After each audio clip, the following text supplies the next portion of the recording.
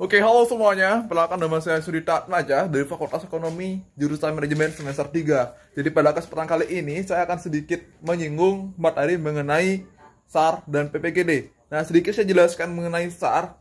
SAR adalah Search and of Rescue adalah serangkaian upaya pencarian dan penyelamatan korban yang hilang, terjebak atau mengalami kecelakaan di berbagai medan darurat maupun laut maupun udara. Jadi ada beberapa hal yang penting dalam SAR ini, yaitu menyelamatkan korban dalam kondisi darurat, lalu yang kedua mengurangi risiko cedera atau kematian, dan ketiga membantu evakuasi korban ke tempat yang aman.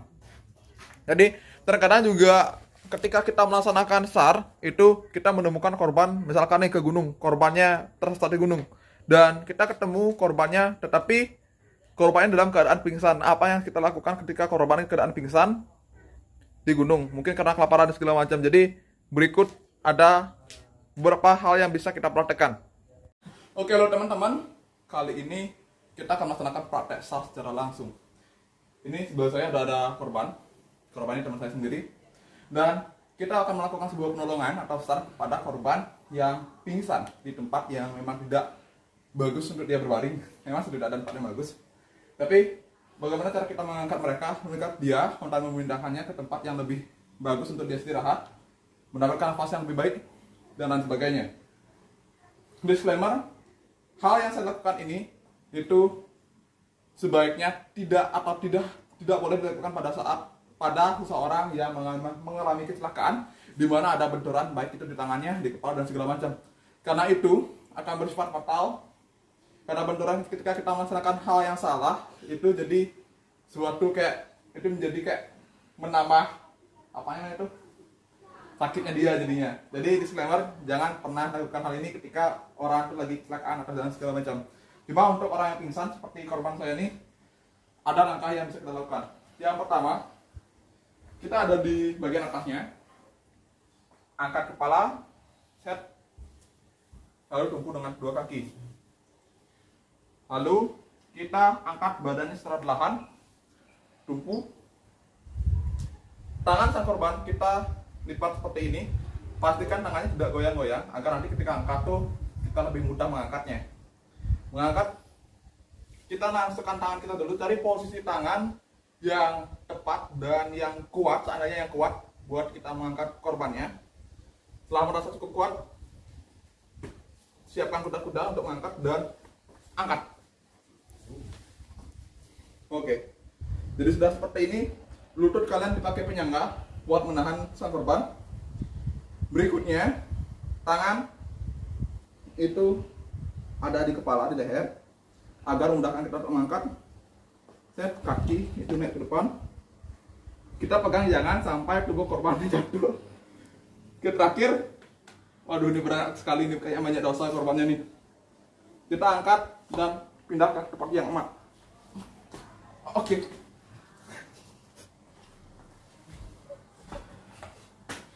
Makasih korban. Oke, jadi seperti itu salah satu contoh praktek SAR yang dapat kita lakukan. Ingat, saya sampaikan sekali lagi, praktek SAR seperti itu dilakukan kepada korban yang pingsan. Jangan ada yang kecelakaan, bukan kepada korban kecelakaan ataupun orang itu mengalami benturan di bagian kepala atau tubuhnya, karena itu dapat berakibat fatal. Oke, jadi itu salah satu praktek SAR yang dapat kita lakukan ketika keadaan korban pingsan. Tapi ingat, perlu digarisbawahi itu korbannya tidak mengalami benturan, tidak kecelakaan ya. Dan berikutnya mengenai PPGD, yaitu pertolongan pertama gawat darurat, adalah tindakan yang dapat diberikan kepada korban yang mengalami kondisi darurat medis sebelum bantuan media profesional datang. Jadi ketika kita ada di jalan raya dan ketemu dengan orang kecelakaan, kita ada beberapa hal yang bisa kita lakukan. Dan berikut aku jelaskan bagaimana hal yang.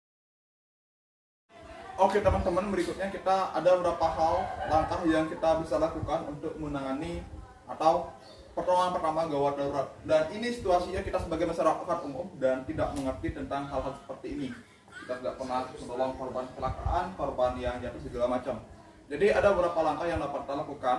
Tapi ingat, pastikan juga korban itu kecelakaannya parah atau tidak. Kalau memang parah, itu jangan pernah colek sama sekali, jangan pernah diambil, karena itu juga bisa berakibat fatal bagi korbannya. Ini korbannya anggap aja lagi jatuh, dia sadar, dia kesakitan aja. Coba tes kesakitan. Nah, oke, dia masih kesakitan. Jadi ada beberapa hal yang bisa dilakukan. Yang pertama, ketika korban pakai ini pas tentunya kan Indonesia pastilah mereka tuh lebih cenderung seperti kayak menggerumuni orang-orang seperti ini. Misalkan yang ada kerumunan orang nih. Pak, mohon berikan menurut saudara, berikan korbannya bernafas. Oke. Misalkan seperti itu, lalu yang langkah kedua yang kita lakukan adalah pastikan dulu korbannya apakah memberikan respon atau tidak. Pak, oke, dia merespon, itu pastikan pertama. Kalau dia ada merespon, otomatis kita tanya dulu seberapa sakit dia, bukan seberapa sakit dalam artian kayak pastikan ada tubuh dia apakah ada memar, luka-luka segala macam, pendarahan segala macam. Kalau emang tidak ada pendarahan, kita bisa melihat orangnya. Kalau ini kan masih bernapas nih, dadanya masih kenyut-kenyut, masih aman. Pastikan posisi korban itu ada di posisi yang nyaman dengan cara luruskan kaki, posisikan tangan. Oke, ini korban sadar ya, korban sadar. Jadi tidak ada benturan yang terlalu signifikan, tidak ada benturan yang terlalu keras yang dialami oleh korban. Ini bisa kita lakukan. Berikutnya itu kita bisa memberikan apa? Menyebut nama korban atau periksa respon dari korban. Halo Pak, aman Pak? Aman? Ada benturan kepala? Tidak. Oke, jadi tidak ada benturan di kepala karena di kondisi juga sudah nyaman. Habis itu cek juga nadinya nih kayaknya udah aman karena udah bisa bertak jeda gitu. Kalau udah seperti ini, udah aman seperti ini, kita hal pertama sebenarnya kita bisa lakukan adalah menelpon ambulan atau petugas rumah sakit agar korban seperti ini dapat dievakuasi secara cepat untuk saat. Kalau sudah seperti ini, kita sebagai masyarakat umum tinggal menunggu pertolongan dari rumah sakit. Tapi kalau misalkan ini sadar dan masih bisa bergerak, coba korban bergerak biasa. Mau duduk itu misalkan, langsung kita bantu aja.